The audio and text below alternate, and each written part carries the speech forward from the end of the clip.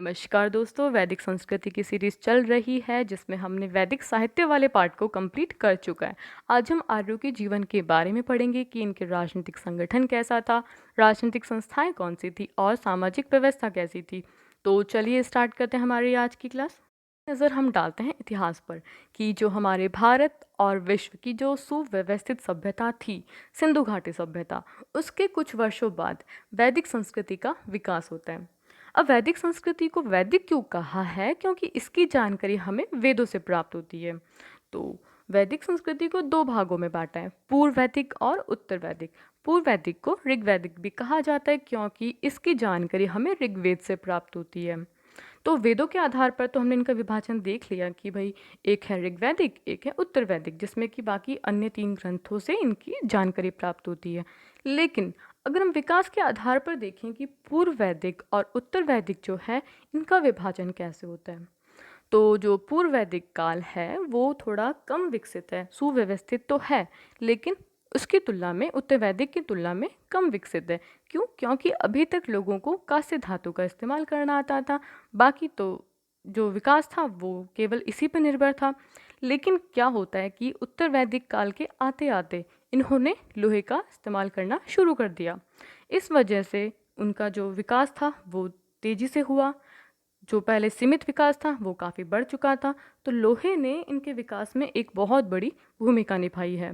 तो जिस तरह सिंधु घाटी सभ्यता को कांस्ययुगीन सभ्यता कहा जाता है, उसी प्रकार वैदिक संस्कृति को लोहयुगीन सभ्यता कहा जाता है। इन विशेष बिंदुओं की हम आज चर्चा करेंगे, वे हैं इनका भौगोलिक विस्तार, राजनीतिक व्यवस्था, सामाजिक व्यवस्था, धार्मिक व्यवस्था और आर्थिक व्यवस्था। इन दोनों कालखंडों को हम अलग अलग पढ़ेंगे ताकि आपको समझने में आसानी हो सके और थोड़ा हम कंपैरिजन कर पाएँ कि क्या असमानताएं थी, क्या समानताएं थी और क्या क्या परिवर्तन हुए। तो हम सबसे पहले बात करते हैं भौगोलिक विस्तार की। जो भौगोलिक विस्तार था वह था सप्त सैंधव प्रदेश।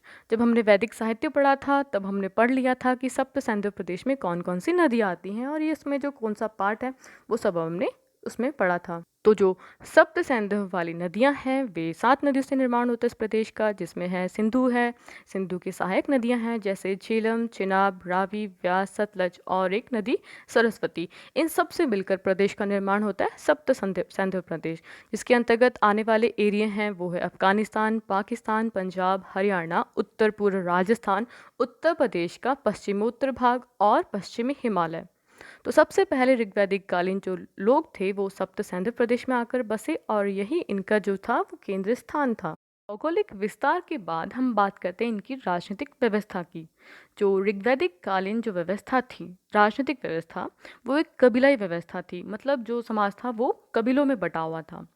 कबीले के राजनीतिक संगठन की जो सबसे छोटी इकाई थी वो थी परिवार। मतलब जो भी समाज का जो निर्माण होता है उसकी सबसे छोटी जो इकाई होती है वो परिवार ही होता है, या फिर इसको हम कुल बोल सकते हैं। तो इसका जो मुखिया था वो कुलप था या उसको हम बोल सकते हैं गृहपति था।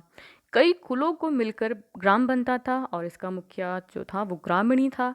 कई ग्रामों को मिलकर विश बनता था और इसका मुखिया विशपति था।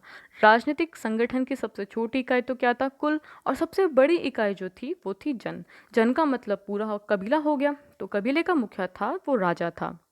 ऋग्वैदिक काल में राजा बना कैसे जाता था अब वो हम देखते हैं। जो इनकी शासन पद्धति थी वो थी गणतंत्रात्मक, जिसमें हमको अच्छे से पता है कि जो मुखिया होता है वो जनता द्वारा निर्वाचित होता है। तो इसमें क्या होता है कि राजा को लोगों का विश्वास प्राप्त करना होता है ताकि लोग उसका निर्वाचन कर सकें। और राजा का काम था कबीले की रक्षा करना।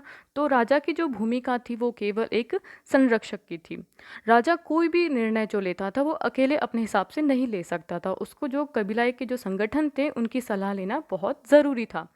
राजा की सहायता के लिए पुरोहित, सेनानी एवं ग्रामीणी प्रमुख अधिकारी थे। अब इसमें एक कर की चर्चा होती है जिसे हम कहते हैं बलि। अब बलि जो था एक प्रकार का कर था जो लोग अपनी स्वेच्छा से देते थे, उनसे जोर जबरदस्ती करके ये कर नहीं लिया जाता था। इस समय कुछ कबीलाई राजनीतिक संस्थाएं अस्तित्व में थी, जैसे सभा। अब ये जो सभा जो संस्था थी राज्य के वरिष्ठ एवं प्रतिष्ठित व्यक्तियों की एक छोटी सी संस्था थी। सभा के सदस्यों को सुजान कहा जाता था। अथर्ववेद में इस सभा को नरिष्ठा कहा गया है। इस सभा का मुख्य कार्य कबीले की राजनीतिक, प्रशासनिक और न्यायिक व्यवस्था को देखना था। सभा की तुलना राज्यसभा से की गई है। जिस तरह से हम देखते हैं कि राज्यसभा में बड़े बुजुर्ग प्रतिष्ठित लोग भाग लेते हैं, उसी तरह से जो ये ऋग्वैदिक कालीन संस्था थी सभा, इसमें लोग भाग लेते थे। दूसरी संस्था थी समिति। यह सामान्य लोगों की सभा थी, इसमें साधारण लोग शामिल होते थे। सभा की तुलना में यह बड़ी संस्था थी। इनका मुख्य कार्य राज्य का निर्वाचन करना था। समिति के अध्यक्ष को ईशान कहा जाता था। जिस तरह सभा की तुलना राज्यसभा से की गई है, उसी तरह समिति की तुलना वर्तमान के लोकसभा से की गई है। अथर्ववेद में सभा और समिति को प्रजापति की दो पुत्रियां कहा गया है। तीसरी संस्था थी विदत। यह ऋग्वैदिक काल की सबसे पुरानी जनसभा थी। इसमें स्त्री और पुरुष दोनों भाग लेते थे। यह संस्था सामाजिक, धार्मिक और सैन्य संबंधी जो भी कार्य थे उन पर चर्चा करती थी और निर्णय लेती थी। राजनीतिक व्यवस्था के बाद हम बात करते हैं सामाजिक व्यवस्था की। ऋग्वैदिक समाज ग्रामीण समाज था। ऋग्वैदिक आर्यों का जीवन बहुत ही सरल, सादगीपूर्ण और आपस में बहुत ही भाईचारे के साथ, समानता के साथ रहते थे। वैदिक समाज पितृसत्तात्मक समाज था। अब पितृसत्तात्मक में क्या होता है कि जो घर का मुखिया होता है वो पुरुष या फिर वृद्ध व्यक्ति होता है। जब हमने सिंधु घाटी सभ्यता पढ़ा था तो उसमें हमने देखा था कि जो समाज है वो मातृसत्तात्मक है, जिसमें कि जो घर की मुखिया है वो महिला है। लेकिन यहाँ पे डिफरेंस ये है कि जो समाज है वो पितृसत्तात्मक समाज है। यहाँ संयुक्त परिवार प्रथा थी, मतलब कि घर वाले आपस में मिलजुल कर एक ही छत के नीचे रहते थे। वैदिक समाज सबसे पहले दो ही वर्गों में बटा हुआ था, आर्य और अनार्य। लेकिन ऋग्वैदिक काल के अंत में आते आते जो समाज था वो वर्णों में बट गया।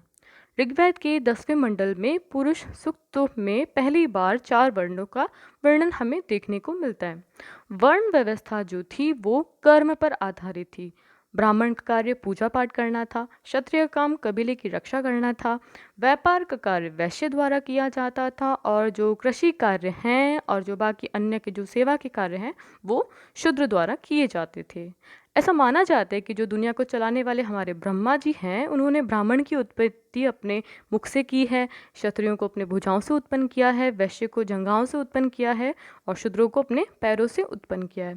ऋग्वैदिक काल में वर्ण के आधार पर किसी तरह का भेदभाव हमको देखने को नहीं मिलता। समाज के बाद हम बात करते हैं यहाँ की महिलाओं की स्थिति कैसी थी। तो सबसे बढ़िया बात तो जो थी यहाँ की वो थी यहाँ पर पर्दा प्रथा और सती प्रथा हमको देखने को नहीं मिलती है। और यहाँ पे जो हम देख चुके हैं कि पितृसत्तात्मक समाज था, लेकिन महिलाओं की स्थिति काफ़ी अच्छी थी और सम्मान्य थी। धार्मिक क्रियाकलापों, अनुष्ठानों में, यज्ञादि कार्यों में पुरुष के साथ उसकी पत्नी का होना अनिवार्य था। पत्नी के बिना यज्ञ पूरे नहीं होते थे। महिलाएं जो थी वो राजनीतिक सभाओं में भी भाग लेती थी।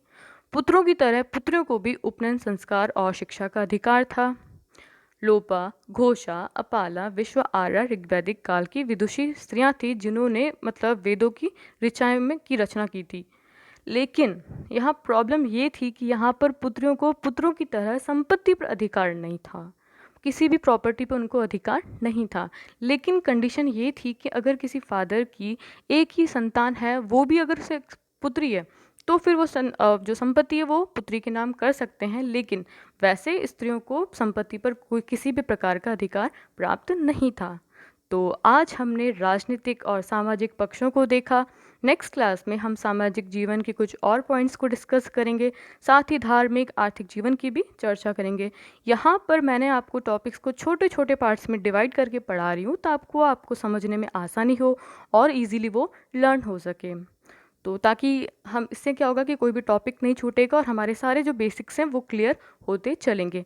अगर आपने चैनल को अभी तक सब्सक्राइब नहीं किया है तो चैनल को सब्सक्राइब करें, बेल बटन को दबाएं ताकि नोटिफिकेशन आपको मिल सके। वीडियो पसंद आए तो उसको लाइक एंड शेयर करें। Thank you so much.